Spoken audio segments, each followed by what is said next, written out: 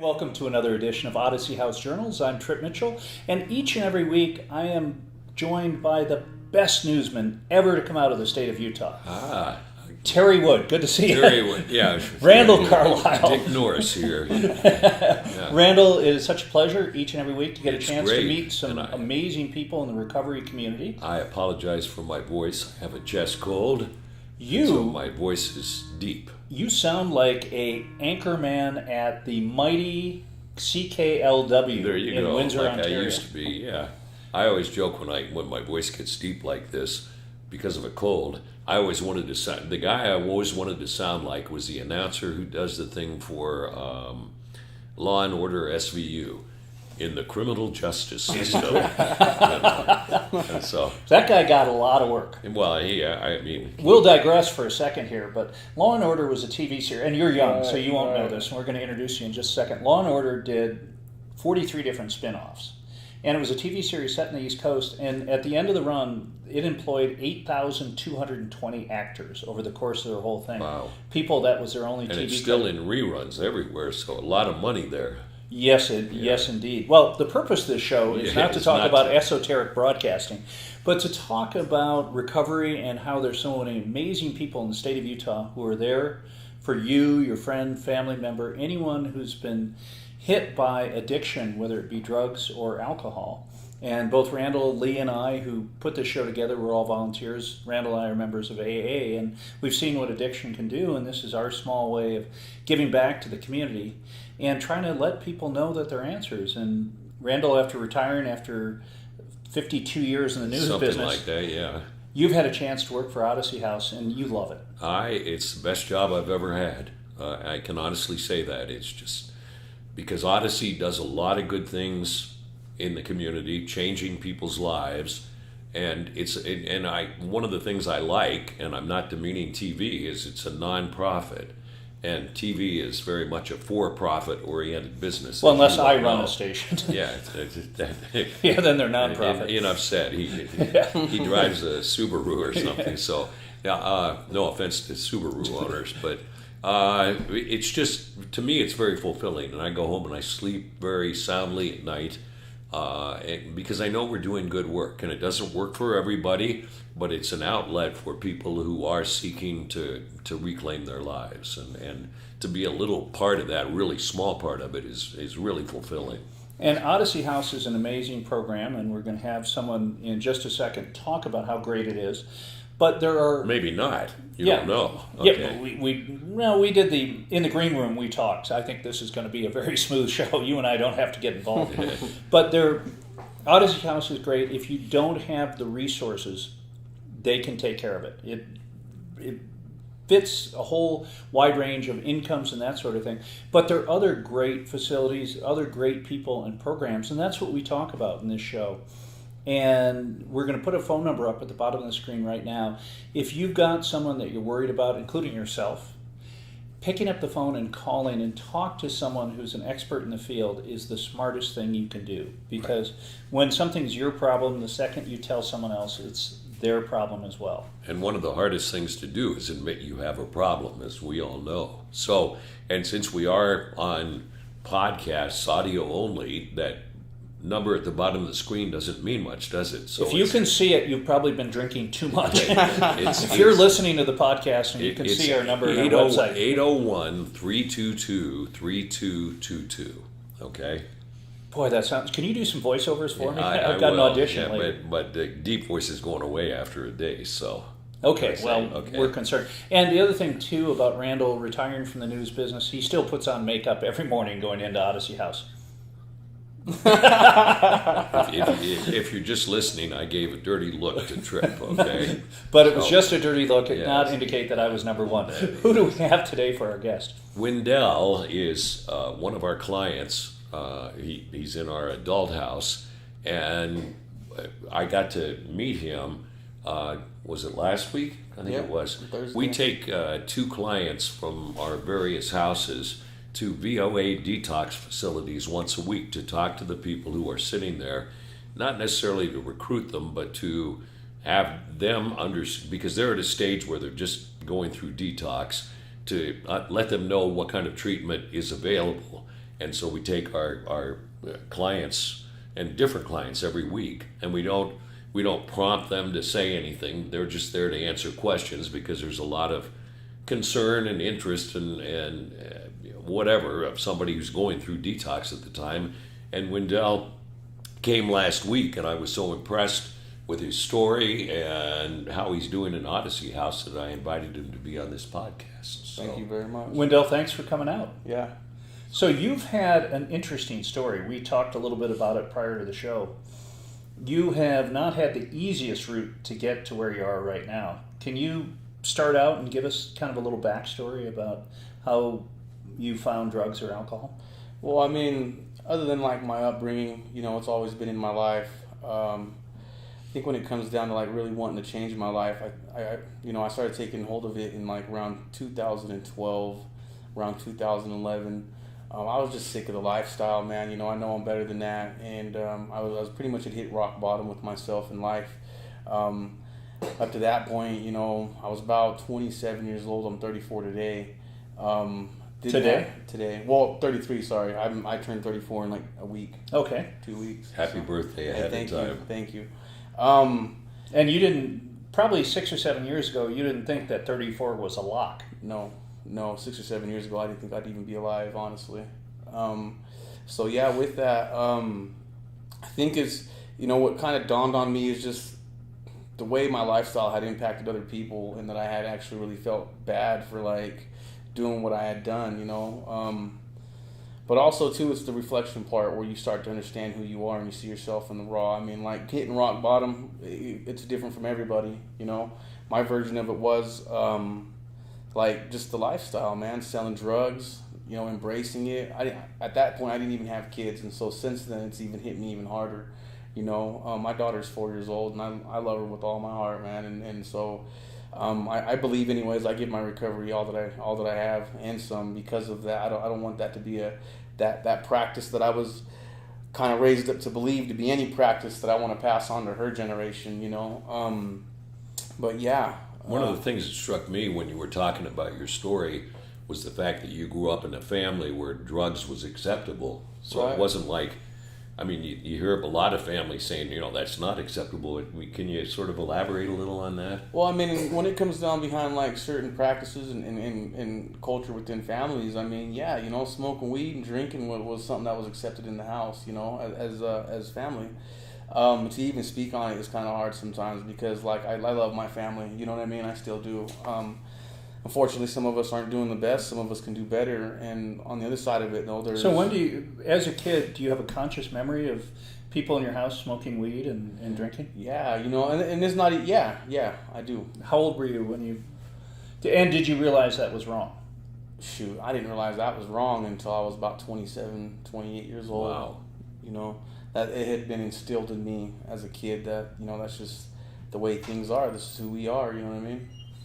Yeah, and when you were in a situation like that, we've got our next guest coming into the studio. Come on in, have a seat. This is a very relaxed podcast TV show. Yeah. But when you were that age and you see people coming into the house smoking weed, drinking beer, it seemed like just normal. That's how things are done. Yeah, it was acceptable. That's what it is. You know what I mean? We all support it, and this is how we get through our problems. This is how we get through life. The other side of it was, as I had started growing up, being introduced to that at such a young age, I didn't realize what kind of handicaps I was being introduced to and how it had played a big part into, like, becoming an adult, you know what I mean? That's, now that's not real life, you know what I mean? As an adult, I'm starting to see the responsibilities in front of me as far as, like, just maintaining good jobs. Obviously you get drug tested when you go to a job, smoking pot doesn't come out of your system for 30 days. Not even just that, though, like... having integrity, being honest, the criminal lifestyle, I feel like that's all a part of the criminal lifestyle, using drugs and drinking and overlooking our responsibilities. But even deep down inside, like learning how to be just a better person all around in general, like I feel that practice kind of goes against. So when did you have your first drug? Shoot, man. I was smoking pot like at 12 years old, 13 years old. How about alcohol? I started drinking like when I was like 14, 13. Did you get a lot of flack from your teachers? Did you get a lot of flack from other people that you knew? Oh yeah, man. I've been in the system pretty much my whole life, even up to this point right now.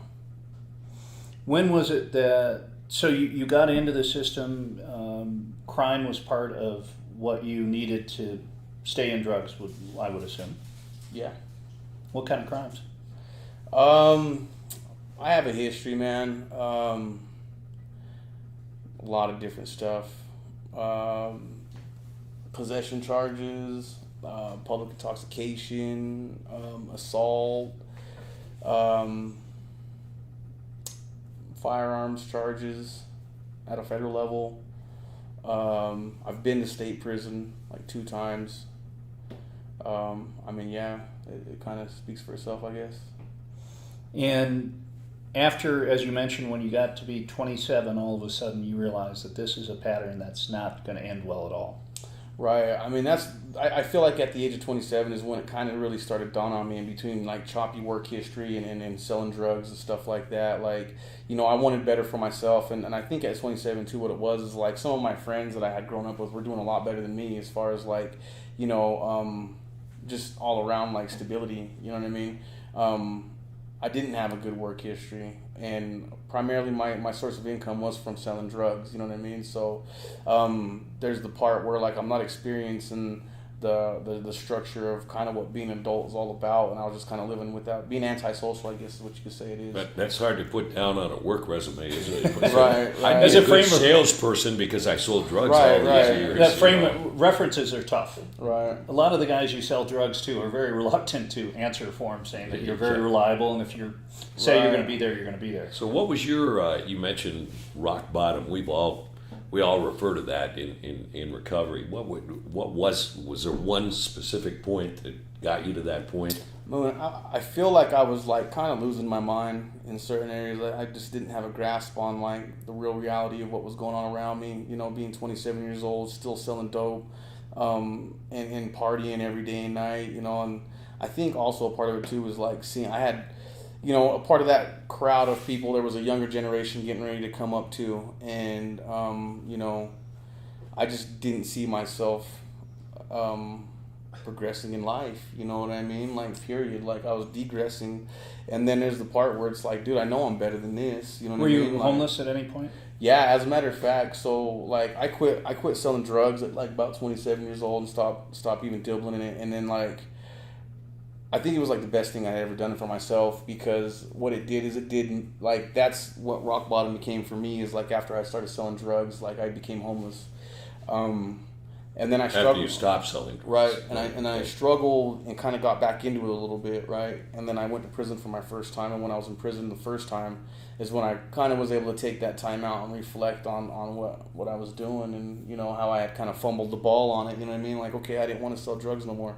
And then you kind of started selling drugs again, so what went wrong there, you know? And What percent, by the way, we've talked to, Randall's had some amazing guests on the show, and some of the people who've been involved with local county prison say that upwards of 70 or 80% of the people that are in jail are drug related. Would you say that's a fair number on the state level?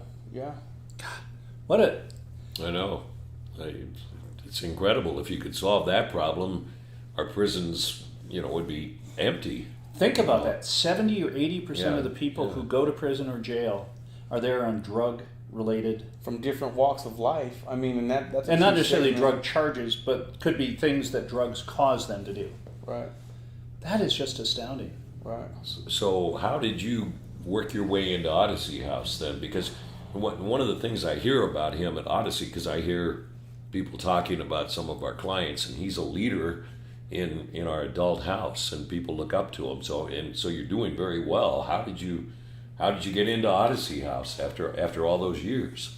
So I was on federal probation for 2018. I had gotten out of prison, was on federal probation. I started doing really, really good, but there was some things that kind of got handed to me, like luck of the draw, like situations and circumstances where like things were kind of in my advantage, like a foundation under me, I guess you could say. But there were some things I didn't agree about. But like, I just came out of a program in the prison, and so like maintaining recovery, I had to kind of like really be on top of things. You know what I mean? Like, okay, so assessing my situation and seeing where I'm at with it, and wanting to stay sober and taking responsibility. But eventually, I relapsed on alcohol about after a year of being out. Kind of just started really slowly, you know what I mean? Having a beer turned into a couple. Next, you know, partying on the weekends. We can relate to that. Yeah, right. It always starts with one. Yeah. Right. Soon followed by two. Right. I mean, and then also too, like with it being alcohol. I mean, I'm a recovered meth and cocaine addict, so I've been clean from that for 5 years. And like, and it does start for me with alcohol, you know what I mean? And as it progresses, it turns into other things. Fortunately, it did not turn into that, but it was alcohol.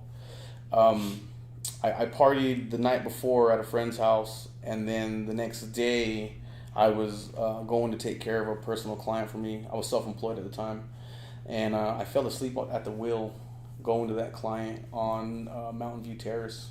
Corridor, sorry. What was your service that you were going to provide that client? I'm a licensed handyman out of Eagle Mountain.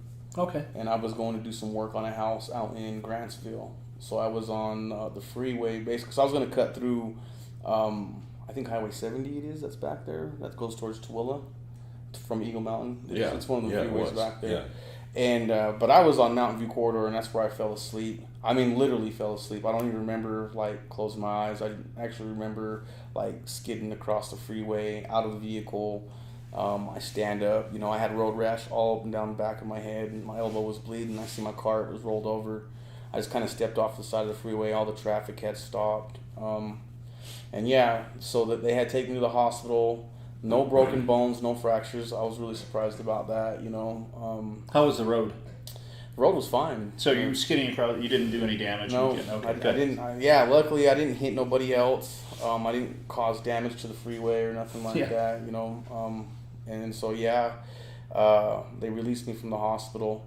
I had contacted my probation officer at the time and told him what happened. He gave me about a week to kind of figure things out. I mean, I kind of already had it figured out. You know, I was already on probation, you know, and so this was my third DUI. It had been like close to 6 years since my last one, but regardless, it was still a 0 to 5. And so, I mean, those were grounds to kind of send me back to prison, you know. So I went and checked in a week later. You know, I was arrested and taken to jail, basically getting ready to go back to federal prison for violating.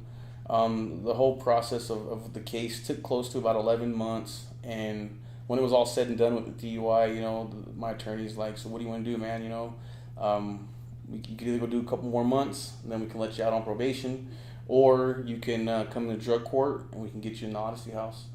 And I was like thinking to myself, well, you know, like I kind of told him, let me think about it, you know, hung up the phone, gave it a couple days to think about. I started thinking about my recovery, man, you know what I mean? Because that's what's important to me, is like getting that solid foundation back under my feet, you know, getting my mind to where I'm like actively concerned, you know what I mean? Because obviously I wasn't concerned about staying sober beforehand, you know what I mean? And so I felt like what was necessary for me and my you know, my kids for that matter, was that, you know, dad needs to get right, dad needs to get better in order to be stronger. So I called back my attorney and said, you know what, let's do this drug court, let's get me an Odyssey House. And that was how long ago? That was 3 months ago. Wow, you are doing great at if you're in 3 months in a leadership position. When you were in state prison, you mentioned that you got some good counseling down there. I did. What was the key to that? You know what? I believe in all counseling. The key is truly just honesty, man. It is what you want. You know what I mean? You can get into these programs and you can fool some of the people some of the time. You can't fool everybody all the time. You know what I mean? And that's a true statement. You know, in a prison environment, you know, you really don't have access to leave. You kind of have to, you know. Well, theoretically, it works that way, right? And so, just the subjects of like even just being vulnerable, learning how to be vulnerable, understanding what humility is. You begin to reflect on that at nighttime in your cell, you know, and then you take that, and then, you know, you have your therapist that you can talk to about the personal issues you're going through, and they can kind of. I didn't realize that the state prisons had those resources. Oh yeah, they do. and it's up to the individual, you know what I mean? Because there's, they don't force it on you. Sometimes they do. Sometimes the courts feel that it's necessary that you go do a program to get released.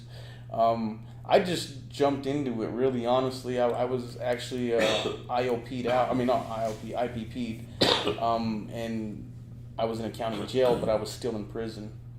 And I kind of just jumped over the speaker and was like, hey, you want to go to this program, And I was like, yeah, let's go. So they rolled me up, took me to the program. Little did I know, it would probably be one of the better experiences I've ever had in my life. I embraced it as much as I could, and I learned a lot from it. And actually, I'm still pretty cool friends with a lot of the therapists in there, even today. So, just meeting you, you have a lot of charisma. Have you always been a leader?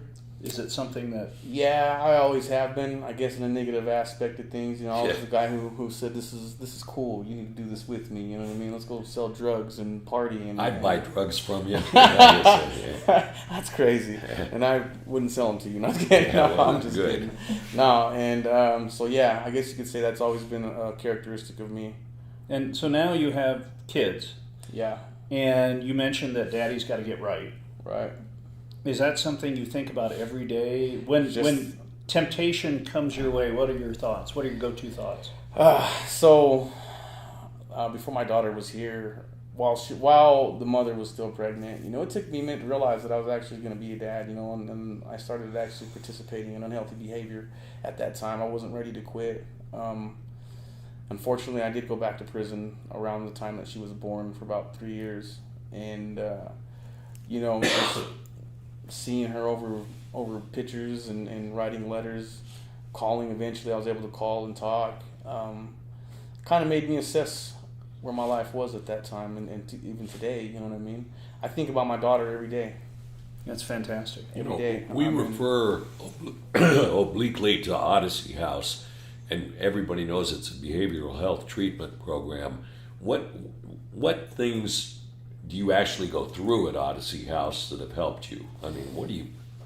What has helped me so far is learning how to really be understanding towards other people about my situations and really seeing the opportunity of being there. I mean, there's just so much that's going on, and the principles that guide that program are just they're real, and they can impact you and on a higher level than what some... I mean, we're there because we want to get better, right? And some of us really just don't know how to do that. We don't understand. We can't grasp it because we've either, one, never been there, never been exposed to that, or we just kind of need the support to learn. We're still trying to learn how to come out of the addiction, And I take that into account every day with just about every situation there, And I kind of I like Odyssey House. I really do, man. The staff are genuine. They want you to do good. They want you to be the best. I mean, unfortunately, recovery isn't always fun, right? And don't always got a pretty side to it. No. And that would be probably the most fair statement ever in the history of the show. I like that. Recovery isn't always fun. No, isn't ever fun. Right. Well, yeah, there's fun parts. So there's a part where you get to, celebrate healthily and learn more about yourself and validate your experience and be thankful for what you have, right? That's the happy part of recovery for me, and that's something I do think about while I'm there and going through my experience there, you know what I mean? Gratitude. Gratitude is a lot. Yeah. And so you're in a situation where things are going great. And first of all, thanks for coming out and talking to us today. You've got a heck of a story. How's the rest of your family doing? You had mentioned that some are doing well, some aren't.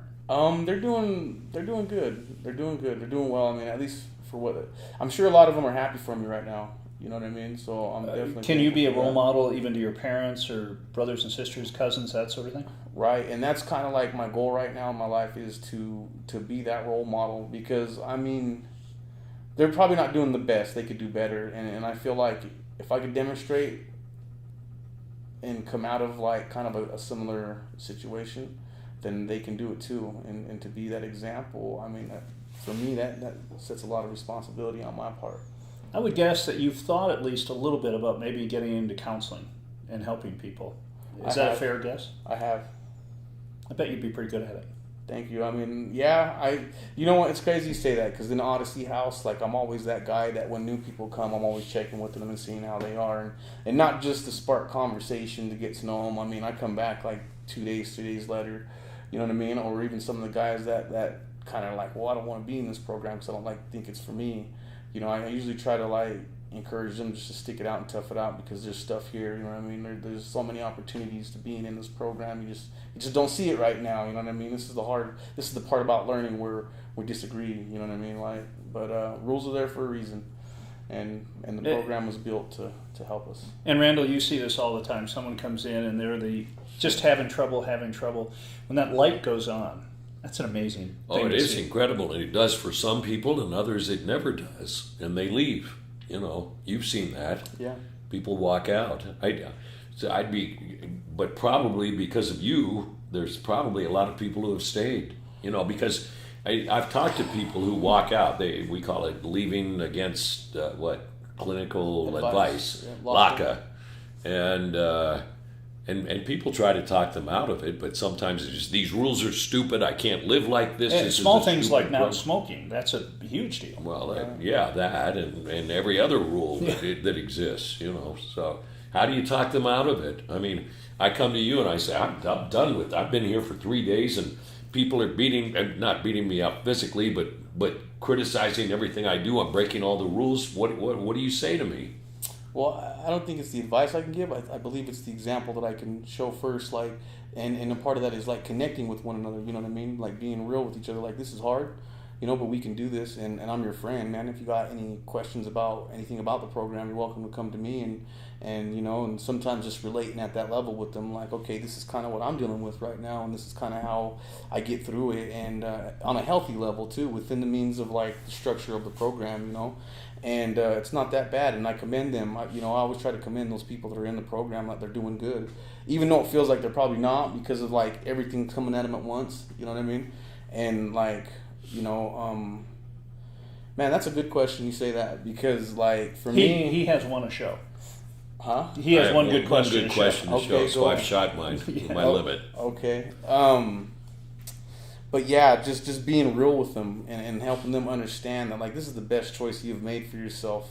You know what I mean? Give yourself a better chance. Just be patient with the program. Believe me, it works. And when you be getting that leadership, it's crazy you said this because I just had this talk with a client the other day. You know what I mean? Yeah, I told him like, because he was an older guy, and I was just like, look, you are like who we look for advice in. You know what I mean? Because you've had an interesting life, and like, don't think that you're not being validated right now, because here I am to tell you, like, stick around in the program because you have a lot to offer for me, to the other guys, like, and we look for that as far as like direction, because in our addiction we become lost. And he probably doesn't see that right now, that he could be a leader in the program, but if he sticks it out and actually demonstrates what it looks like, then there's going to be plenty of guys looking for advice, or women, at that matter.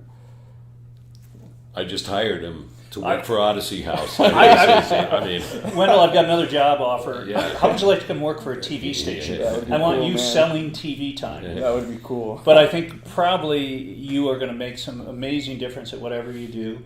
I am so happy to have gotten a chance to meet you, and for our listeners and viewers getting a chance to hear your story, because it's very impactful. Thank you. And addiction takes so many different routes. You can grow up in a family where you've got everything going for you. Mom and dad are doing great. Addiction can hit. It's a disease. It's not a choice. And when every it happens, socioeconomic level, your mother, your father, your brother, sister, cousins, your next door neighbor, and it's hitting everybody. It really is. And the good news is that in the state of Utah, there's so many thousands of people who each and every day are giving among themselves to help people out. And so the number that we give out, Randall works for Odyssey House, as I mentioned earlier. Lee and I do this just to give back in the community, but we're going to put the Odyssey House number up on the bottom of the screen or on the podcast. Our deep voiced announcer will read it to you. In the criminal justice, 801-322-3222. And it is a number to call. Please do. The people at Odyssey House are amazing. I've had a chance because of Randall. Lee and I have toured the facilities. They're amazing. Great things happen, and we couldn't have a better person to talk about that. But there are literally many, many great facilities around the valley. There are volunteer programs, AA, which not just Odyssey House. I mean, just if you want to get help and you accept the fact that you need help, you're right. AA, USARA, plenty of treatment programs. There's something that's right for everybody if you accept the fact that you need help. And that is the key. And if you've got some questions, let's say it's a loved one, please call the number. Find out. The good news is that there are so many resources out there to help. And Randall, doing this show has been so fun because we're up to 20 some odd shows now. Right. We have met each and every show. We've met guests equally as impressive as you, who literally are out there just to help. And you know what I regret when he talks about, well, at the ripe old age of 27, I decided I needed help. I wish I would have decided I needed help at 27 as opposed to 60. But you know what, whatever the time is that you make that call, it's the perfect time. Because prior to wanting to do that, in your case at 27, it doesn't work. But when you want to, amazing miracles can happen. You go to any program in the world, and if you don't want help, it's not going to help you. That's the nature of the beast. And it's funny when you hear stories of athletes or actors. Those are the people that get forced into it. It never works. Yeah. It does. But once you make that decision. Well, thanks again. Thank You were you. a great guest. Randall, get that voice done. Next week's show, I want you to be healthy on because we're going to start taping it in about 6 minutes. Okay, I will gargle with salt water. Okay? Perfect. We'll Somebody said I should do a hot toddy, and I said, I don't think that's a good idea for me. The hot is fine, the toddy is not. Want to thank Lee, our producer, cameraman, director, and whole ball of wax. Thanks so much for everyone. For Randall, I'm Tripp saying we'll see you next time. Thanks for watching.